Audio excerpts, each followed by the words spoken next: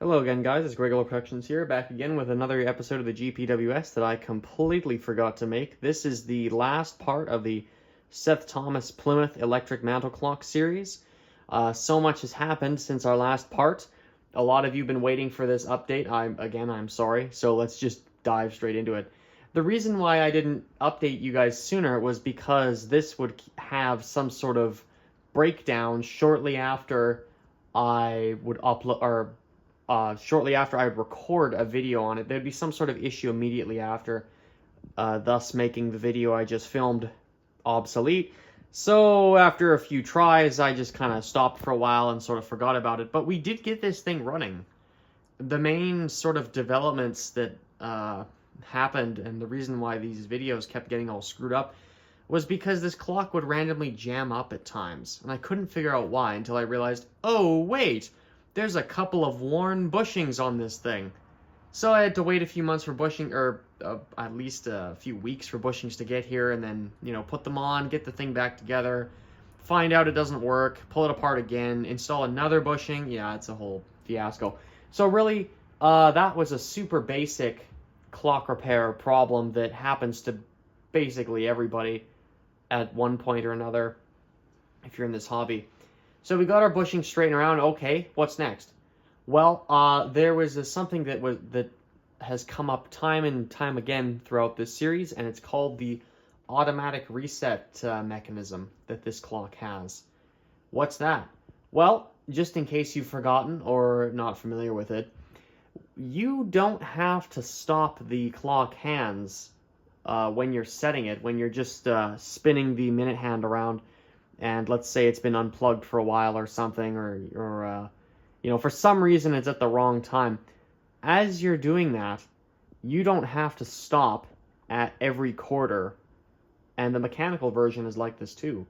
This is just sort of a neat parlor trick, honestly. I mean, it's kind of convenient when you're setting the time. It's not life or death to have this. In fact, 98% of clocks don't have this. I've never, I actually, not even 98. It would be more like 100% of clocks.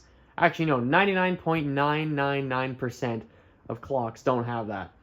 That's just sort of this is from 1942. I guess that was sort of just a, hey, you know what? Let's just, use our thinking caps to sort of develop some. Actually, that was, hold on. The 20s versions of this movement had that same feature. Hang on. It's 1924 now, and we're going to be really smart about this and design a mechanism that is really easy to set the time on.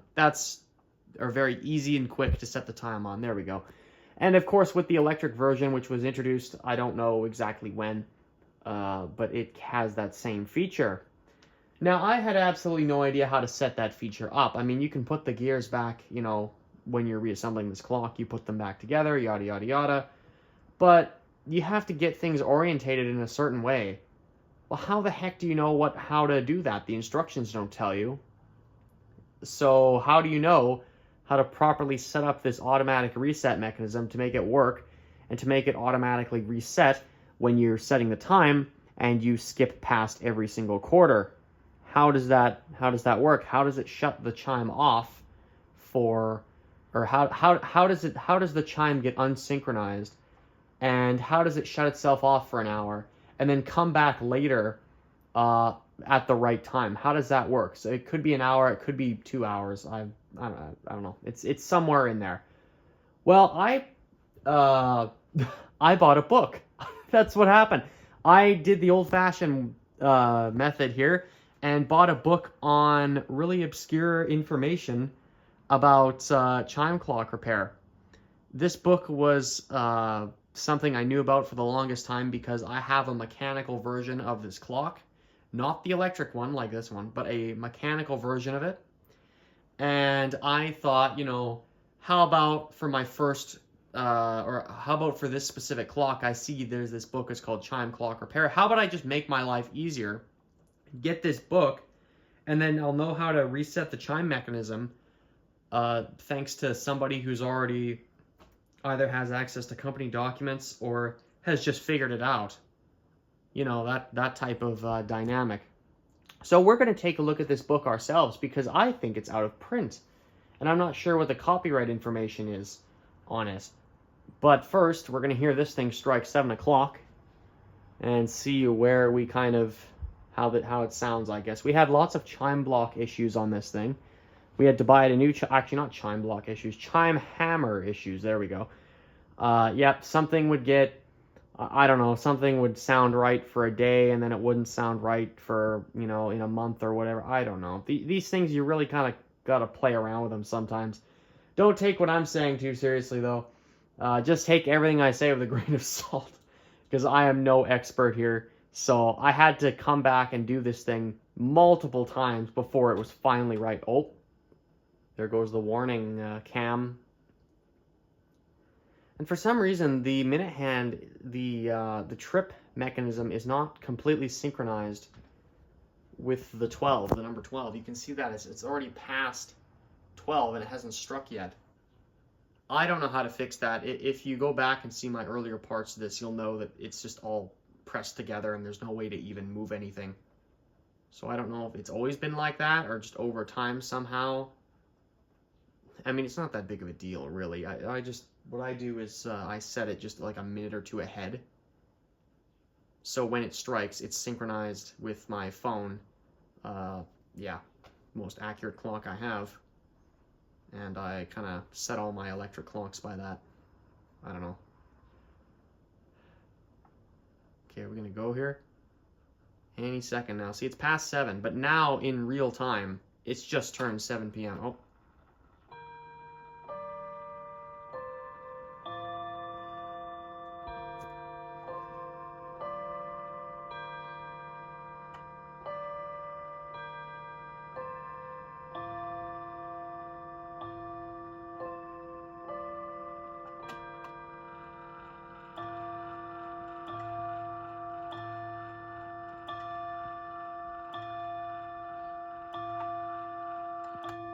Of course, when you're upstairs in this house, you can't really hear the chimes that well. You have to kind of be standing right in front of this thing or in the surrounding room to actually hear that and be able to count it, unless you're really listening hard. Yeah, no, it's a nice clock. I've had some, you know, my ups and downs with it, learning experiences. It's because I'm a total amateur, that's why. But no, these are nice electric clocks. The spring-driven chime mechanism is such a great idea for something like this. It really is.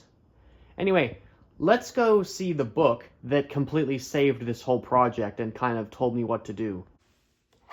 Okay, so here we are, and unfortunately I can't show you the inside of this. I just don't feel comfortable doing that, so I'm not going to. But this is the book you need to get if you want to learn how to work on these particular movements. Stephen G Conover has great diagrams in here and explains how that automatic chime reset mechanism works. And I believe I thought I had it figured out in one of my older videos working on this clock. I think it was the last part I released on it, but this thing has been screwed around with.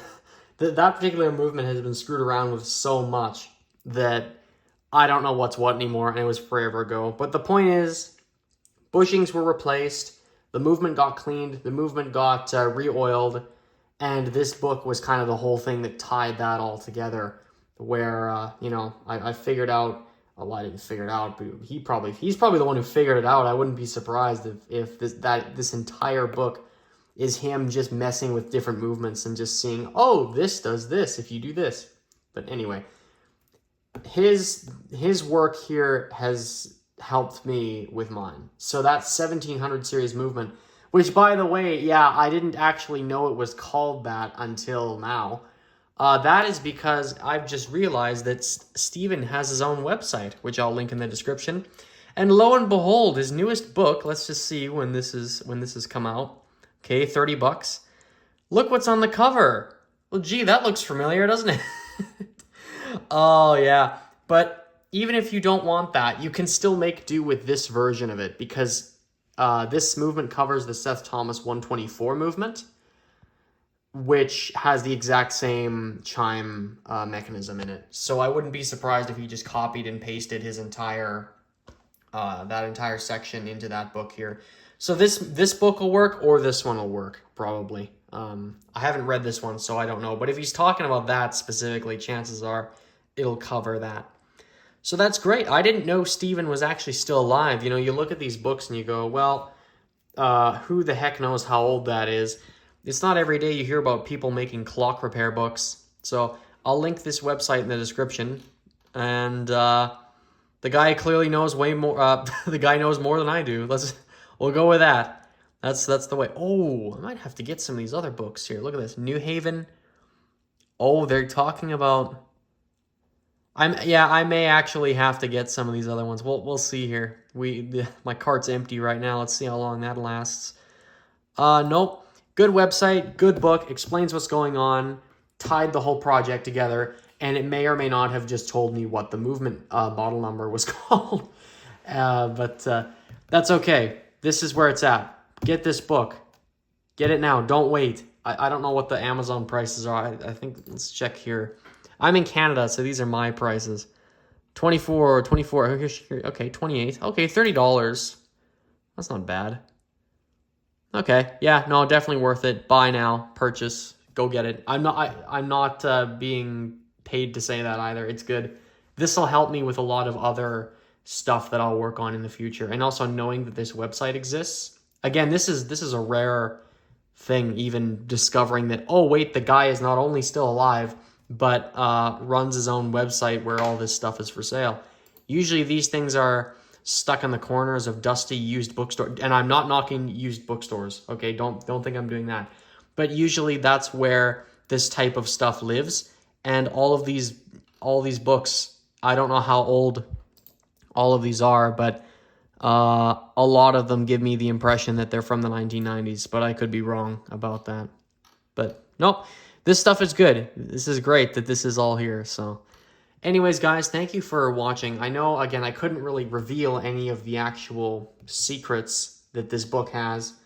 But again, you know, copyright, I just don't feel comfortable with it. Even if it is for research purposes only, I'd rather you go and get his book so you can take your time, see it for yourself, how all the information is laid out. This will definitely help you if you want to work on this type of stuff. So I don't want to just, you know, plug something at the end of a video, unless it's really good, which in this case it is. So I had a good time with this, and I'll probably, you know, use it for other things in the future. So yeah, he saved Stephen G Conover completely, or Conover. I don't know. He saved the day. Yeah, Seth Thomas, 1700 series electric movement. Will be good. I have the 124 also, so I'll be using this book for that. And this book specifically talks about the 124. The 700 or 1700 series and the 124 movement, they are the same clock, except one of them is electric. That is the deal. So I'll leave it at that. Sorry for not posting all of this sooner. I may have just discovered this website like 15 minutes ago, but that's okay. We got it all straightened around, and we're talking about it now, aren't we? So I will see you guys in the next video. Check this website out. Get one of the books or get all of them, and become the master of clock repair.